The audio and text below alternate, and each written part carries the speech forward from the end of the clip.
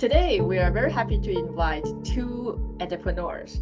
So inside of the general metaverse sector, not only on human fashion, like digital human fashion, but also on pet.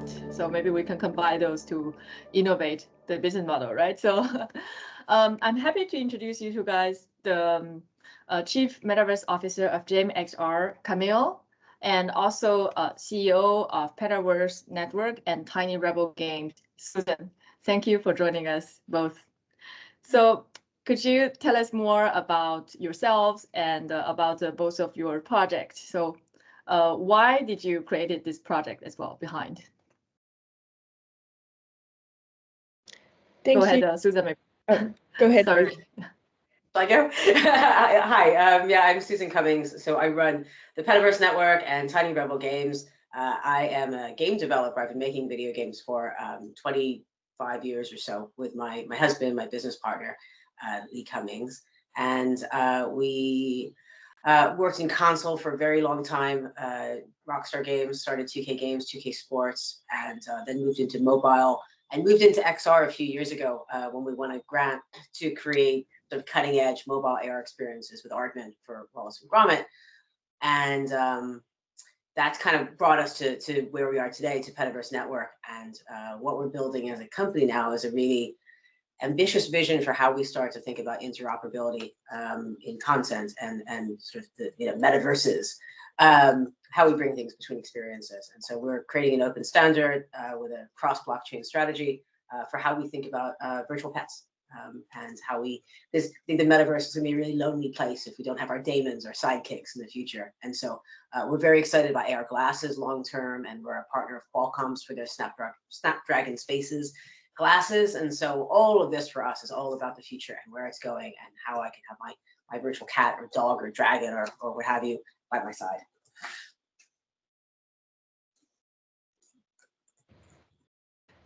Thank you, Yingzi, and lovely to meet you too, and for joining the Metaverse Summit. It's really a great opportunity and exciting event. Thank you for organizing it. I am working and co-founding with my mother, Aline Dambricourt. So she has 25 years experience in the event and entertainment industry. And on my side, I've been working for the last 7 years in the jewelry and watch and fairs industry for brands such as Cartier, Chambal Jewels, and Hermes. And lately, I was the community manager for Baselworld, one of the biggest fair of jewelry and watches.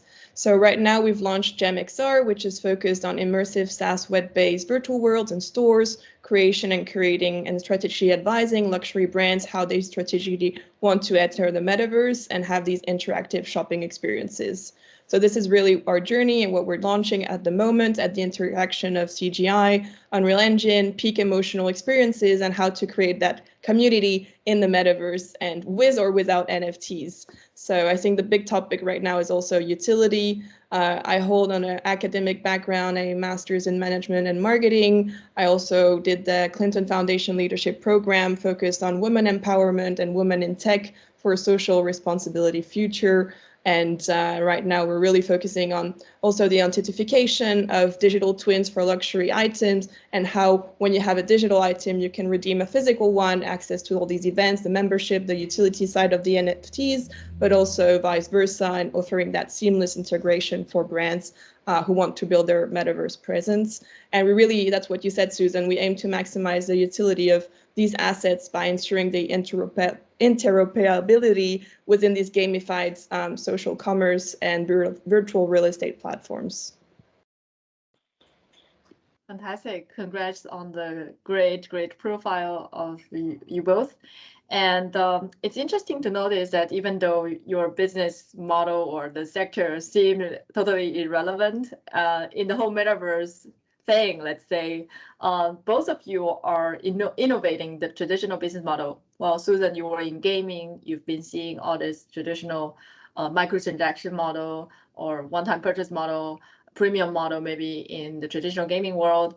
And Camille, you've been maybe with your co-founder, let's say, or family also, witnessing the traditional jewelry model. So what's the difference of your current creation model in the Web3 and Metaverse in comparison with what you've been familiar with in the past?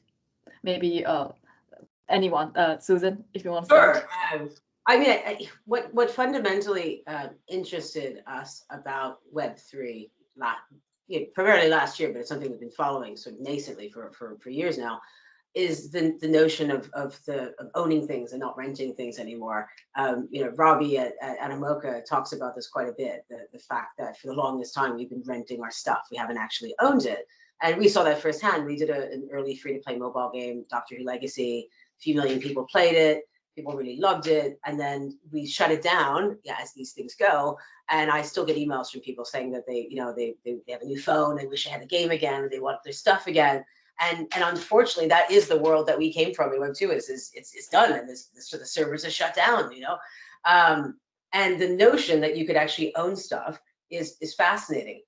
What's really important is the utility, though, because it's all fine and well. And I think a lot of the skepticism right now from the gaming world is, and I see this all the time, is so what? Like, what's the difference if I own it or not?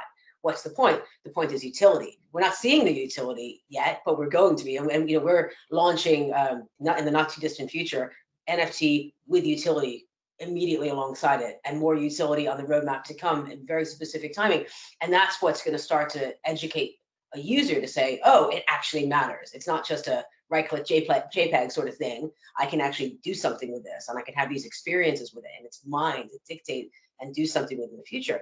And that's tremendously changing of an industry. And it only saddens me to think that people aren't seeing that yet. That it's just this, it's the scams that people are focusing on, and not really thinking deeply about what all this means to us as end users. Sorry, Susan, could you give us the example of maybe Petaverse network of the utility, in-game utility, let's say, in comparison with what we play as a game, if there's pets that you own in the let's say traditional game? Well, there isn't a lot we've said about this yet, so I have to be mindful of what my team allows me to say. But alongside the first ability to purchase these pets, cats are what's coming first. You'll have an app that you can bring them into and play with, and just the first of many that are coming just this year alone. But it's built from the ground up to be something that you can bring into other experiences, and that other people and developers will be able to create experiences around as well. True, like what we were talking about, interoperability. It's one key element of the whole. And there's a lot of skepticism about how interoperability is going to work, especially from the gaming community. That's a pipe dream that non-game developers are talking about. And whilst we think we have a solution to that we have validated, and that makes a lot of sense to people in terms of how we actually legitimately can take these pets between experiences on a variety of blockchains. Well, without entering too much into technical detail for gaming industry in general, what is kind of the solution for interoperability? For me, like, I'm also kind of from general gaming background, let's say.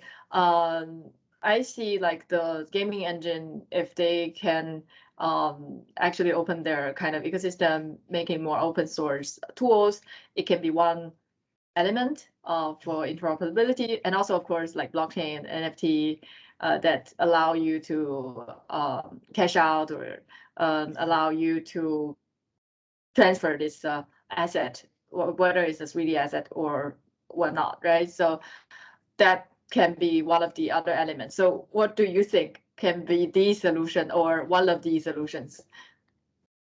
Stephanie or Camille, do you want to take that? Sure, Susan, thank you.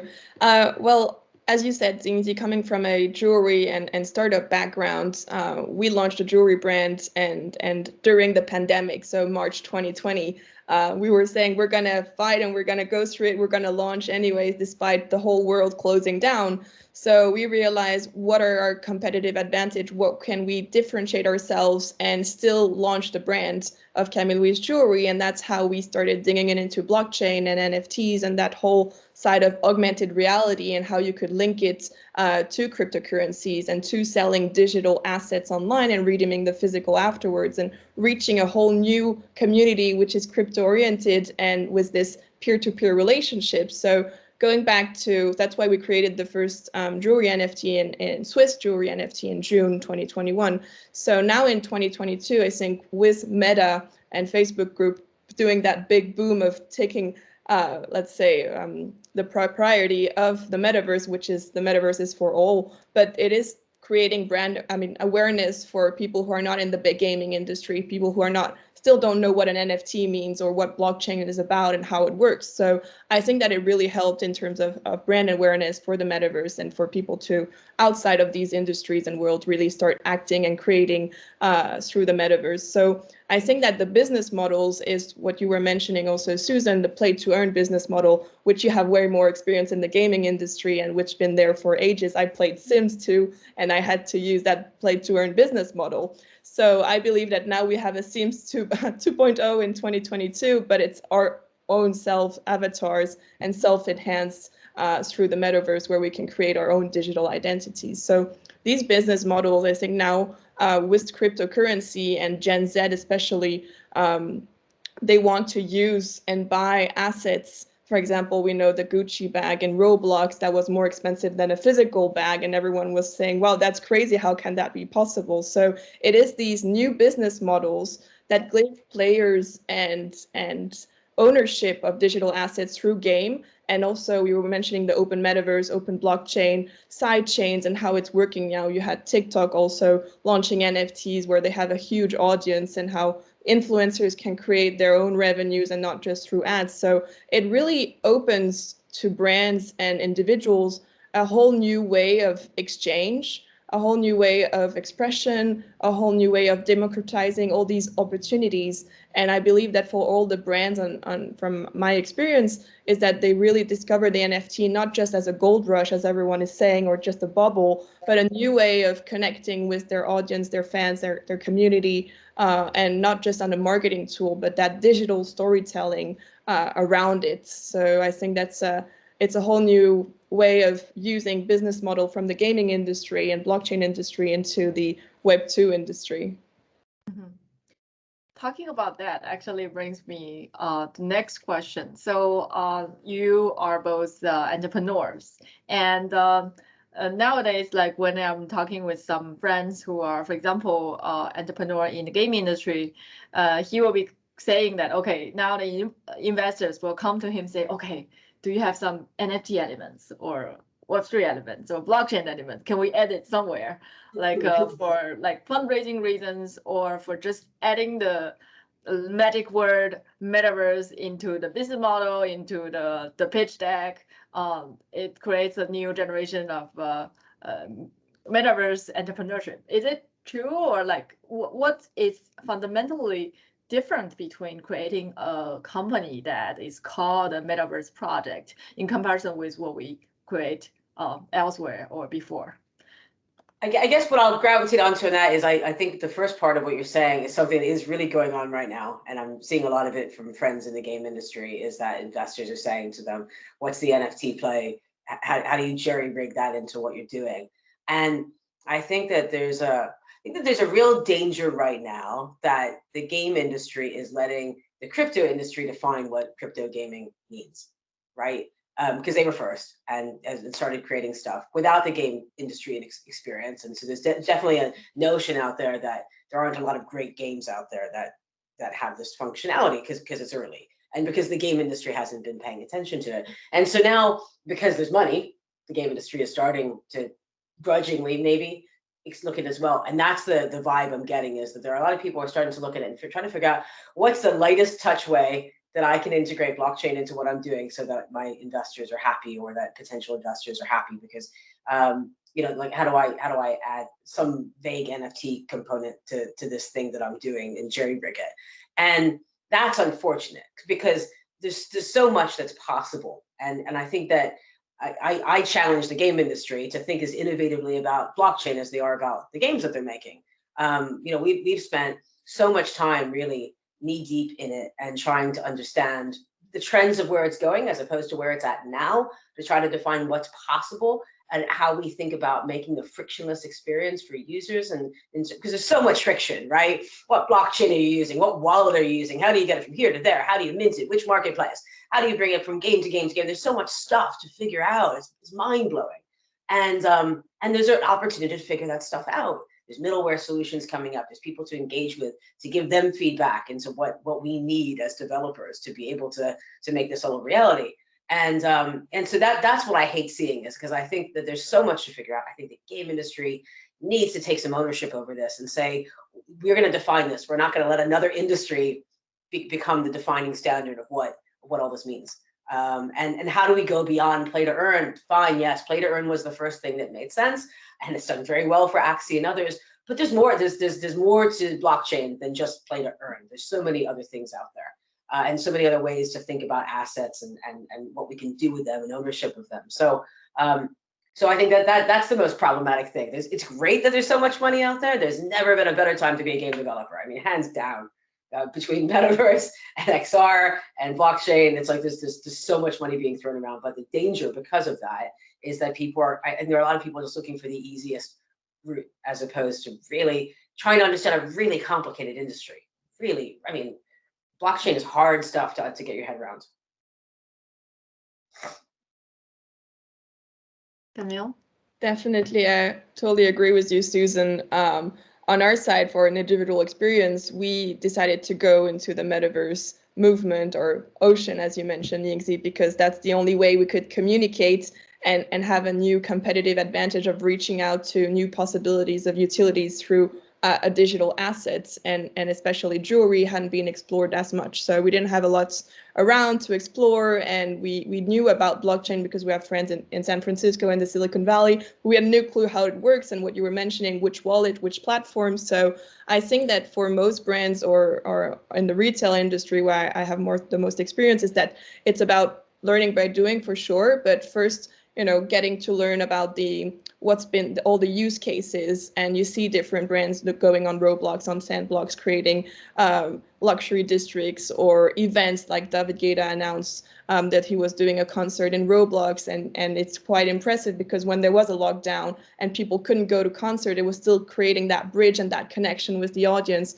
and even to people who couldn't maybe travel to LA or London to go to the concert physically, they could still buy their ticket and enhance and create and be with that experience. So I think that it opened, in a way, of course, like a lot of VCs and startups, accelerators are saying, well, do you have a metaverse project? Do you have a gaming project? And you were mentioning now, I think that if you're looking at Web3 on LinkedIn, all the jobs are for 3D generalists, Unreal developers, Unity developers, blockchain developers, front end, back end. So, I mean, it's great on that way. I see that there's been really a shift of, it's more about the people who were in the shadows before, who are being on the stage right now, and they have the power to decide which company they're going to work and so on. So on our side, with what we're doing with GemXR, is really understanding also the brands, what they're looking for, what is their ultimate goal, because there's these three sections of, do you want to be in the metaverse so you can create, for example, the virtual store, or AR filters, or AR digital assets? Do you want to create really something that's blockchain based? Do you want to create your token? Or do you just want to do a huge NFT drop with a big brand, and then you can get like X million of revenues through one drop without creating the whole community? So, I mean, there are these different ways of leveraging the metaverse opportunities for these brands. And there is a rush. You do feel like there was the Adidas and Prada drop. They're all like one brand after the other one, like competing and seeing what's going to happen and who's going to be the next brand on this and this platform. So I think that it is been thrown out, but in a way, the fact that these brands who have the budget, who have the audience, the million of followers, the million of customers, they're showing to the space what's happening and what are the needs. So it's great in terms of use case. But of course, there's the negative side, and that's what you were mentioning, Susan, where it's just about creating a project, just to do an ICO, and then the project might die in 2 years. So that's the unfortunately negative side of the coin. But I think that hopefully there'll be just more positive side than the negative side of just raising funds, because anyways, if you have a good project and you're doing it for the right reasons, and using blockchain and metaverse strategies and tokens for the right reason, and that you're creating that project, is that on the long term, you'll see if you're going to continue, compared to brands or companies who are just doing something to raise money, and then after a year it's dead. So I think we're going to see that over the time. So it's going to be great for short profit, but for the long term, the other brands and the other projects are going to stay and win over these companies for sure. Yes, definitely. And talking about short-term and long-term expectations or development, do you have anything on the roadmap? I mean, you surely have a lot of things like which you can share maybe with the audience of Metaverse Summit. And in the long run, like what's your expectations of either your project or the whole Metaverse sector in, let's say, 5 years? Well, Susan. I think a lot of it's Sorry. going to depend. Yeah, I think a lot of it is going to depend on companies like Apple and Meta and Qualcomm. With how quickly can we get consumer AR glasses in people's hands? Right now it's not a focus for anybody because it can't be because nobody has AR glasses. But I think that is. I've always been more bullish on AR than VR. I think eventually they start to become one and the same. And like everything else, it shouldn't matter to the end user whether it's AR or VR. They're just glasses that can do both things, but that's in the future. And so I hope in the next 5 years we get to something consumer and mass market, and of a reasonable price point and fidelity, because they're really behind what you can do on an iPhone. So I think that's going to be a big part of it, is how we move towards that. Definitely, I think that it's going to be more the industry, as you were mentioning, Susan, who's going to dictate in a way how we can grow and grow organically also. But I mean, it's Steve Jobs who said, if you have a good software, you got to create the hardware, right? So I think that these companies, you did see Meta buy Oculus and so on, and what is happening in the gaming industry, all these companies buying each other for X million billion. So it's quite impressive. So I mean, of course, with funds you go quickly, but I think if we have the hardware that's going to develop more and more, what I believe is that of course you can create these immersive experiences, but the hardware, for example, is not ready. All these Zoom conferences, it's all right, but once you start really going into a world, a metaverse, or in crypto voxel or Roblox for events, the hardware is lacking and it's overheating. So I think once we get all these processors and microprocessors, when you can have this really amazing HD without your computer or your phone overheating, without wearing the Oculus Quest or the VR goggles or AR goggles or sunglasses and glasses, then that's going to be great for the user experience, because that's the first thing. More and more companies are building web-based experiences, web-based NFT experiences and projects, but it's gonna be facilitating for the consumer to not just log off after 3 minutes because it's loading. So that's where the technology is gonna dictate which project is gonna last and in which direction we're gonna go. So I think that's ultimately, especially working a lot with Unreal Engine, to have the availability for consumers to be able and individuals to experience and enjoy that holistic experience of the metaverse and Web3 experiences, but without having any glitches, and that seamless integration, which you mentioned also, Susan, is going to be the priority. And if we get the help from these outside companies who can dictate the way in terms for the hardware, for sure, that's going to facilitate the growth of companies. It has to get easier. You shouldn't have to spend 5 minutes scanning a space to have a good AR experience, just for example, and have to do it every time you put a device on or you pull your phone out. These are the sorts of things that users just don't want. And so it just has to get easy. Definitely. I think AR is working really well now on phones, but it's really once you start entering all these real estate virtual platforms or virtual worlds, that's where it starts getting technically complicated for the users. And it's just, well, the problem on the phone is there's just so much disparity between what you can do on an iPhone Pro with LiDAR and what you can do, with a different iPhone or an Android phone. It's just, there's so much inconsistency, and it makes it very difficult from a dev standpoint to try to create something magical, but magical that enough people can actually have the magical version of, and not the bastardized version of, so. Yeah, it's true that when we are talking about creator economy, there's a difference between like the kids who are building their own games in Roblox or let's say like PE professional users who self-learn like Unreal or Unity, who build something that is more like a professional, right? So definitely a lot of things still to discuss, but because of time limits, today we'll just stop here. But looking forward to see you in person in Metaverse Summit, and also looking forward to more good news of 2022 for both of your projects. Thank you. This is great. Thank you for putting this together. Thank you, Yinzi, for inviting us. It's been a great debate and exchange, and we look forward to the Metaverse Summits in Paris. Absolutely. Thank you.